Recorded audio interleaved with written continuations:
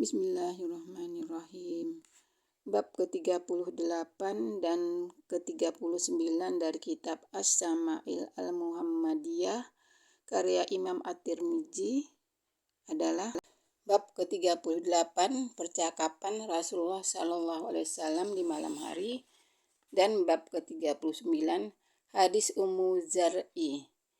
Semoga dengan semakin mengenal pribadi beliau yang agung, kita akan semakin dekat kepada beliau, tidak hanya di dunia tapi juga di akhirat kelak. Allahumma sholli ala Sayyidina Muhammad. Bab ke-38 percakapan Rasulullah SAW di malam hari. Hadis ke-253. Al-Hasan bin Sabah Al-Bazzar bercerita kepada kami. Abu An-Nadr bercerita kepada kami. Abu Aqil Ats-Tsaqafi Abdullah bin Aqil bercerita kepada kami dari Mujalid, dari Asy-Sya'bi, dari Masruq, dari Aisyah. Ia berkata, pada suatu malam Rasulullah SAW bercakap-cakap dengan istri-istri beliau. Salah seorang dari mereka berkata, percakapan semacam ini seperti percakapan khurafat.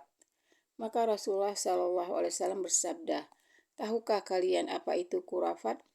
Sesungguhnya khurafat itu nama seorang laki-laki dari kabilah Ujroh yang disembunyikan oleh jin pada zaman jahiliyah. Ia tinggal bersama mereka jin beberapa lama. Kemudian jin itu mengembalikannya lagi ke alam manusia.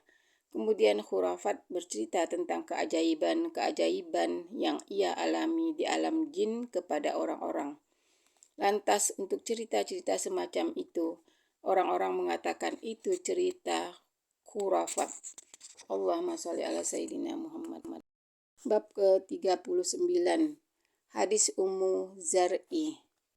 Hadis ke-254. Ali bin Hujr bercerita kepada kami. Isa bin Yunus memberitahukan kepada kami dari Hisam bin Urwah, dari saudara laki-lakinya Abdullah bin Urwah, dari Urwah, dari Aisyah. Ia berkata, ada 11 orang wanita berkumpul, lalu mereka berjanji untuk tidak menyembunyikan sedikit pun tentang perihal suami mereka. Maka wanita pertama mengatakan, suamiku ibarat daging unta yang kurus di puncak gunung yang sulit didaki. Gunung itu tidak landai sehingga mudah didaki, dan tidak gemuk sehingga tidak menarik bagi orang lain. Wanita kedua mengatakan, suamiku, aku tidak akan menceritakan tentang perihalnya, sebab jika aku ceritakan perihalnya, aku khawatir tidak bisa meninggalkan perihalnya sedikit pun. Jika mengingatnya, aku ingat akan urat di wajah dan perutnya yang tampak ketika marah.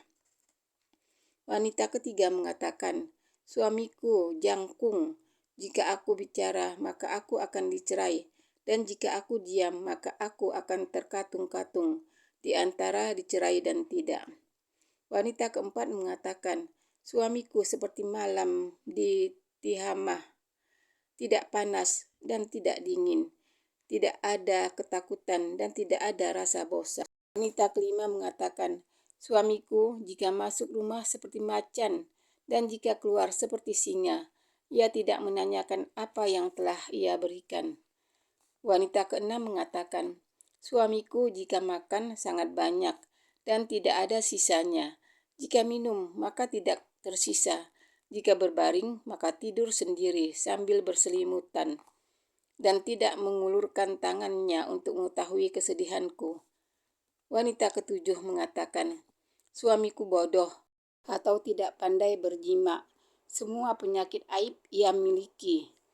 Ia melukai kepalamu, melukai badanmu, atau melakukan semua itu kepadamu. Wanita kedelapan mengatakan, suamiku sentuhannya seperti sentuhan kelinci dan baunya seperti bau jarnab atau tumbuhan yang baunya harum.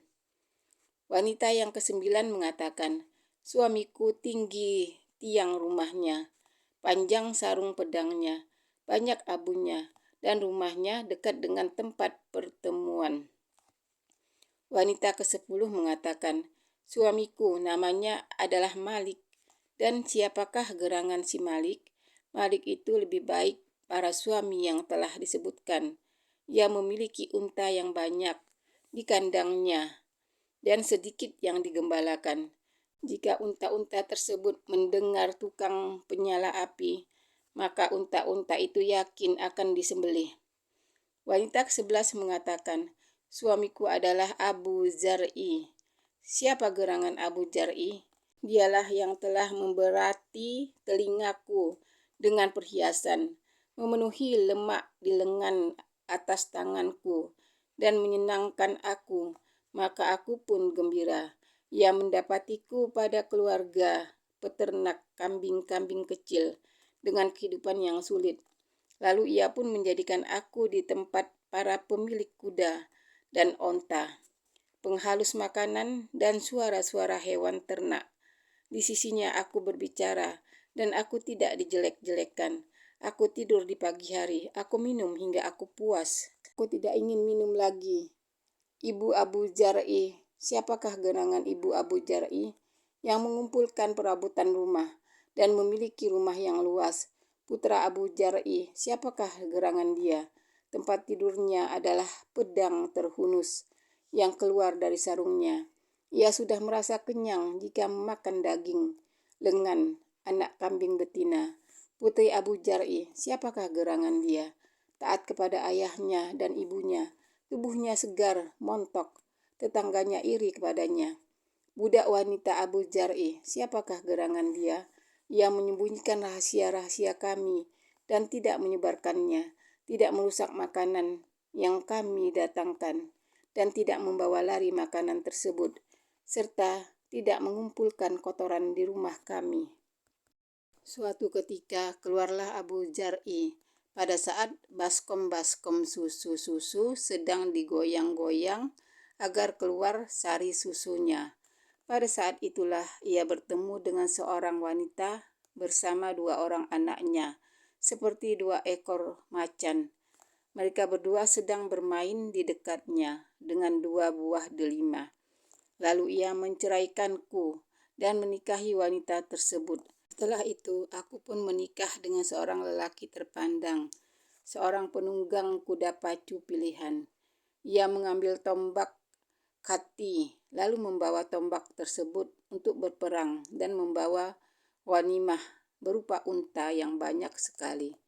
Ia memberiku sepasang hewan dari hewan-hewan yang disembelih dan berkata, makanlah, wahai Ummu Zar'i, dan berkunjunglah ke keluargamu dengan membawa makanan. Kalau seandainya aku mengumpulkan semua yang diberikan olehnya, maka tidak akan mencapai belanga terkecil Abu Zar'i.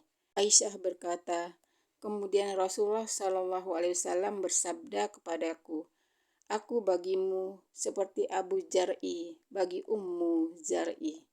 Allahumma sholli ala Sayyidina Muhammad. Insyaallah lanjut ke bab 40, cara tidur Rasulullah SAW.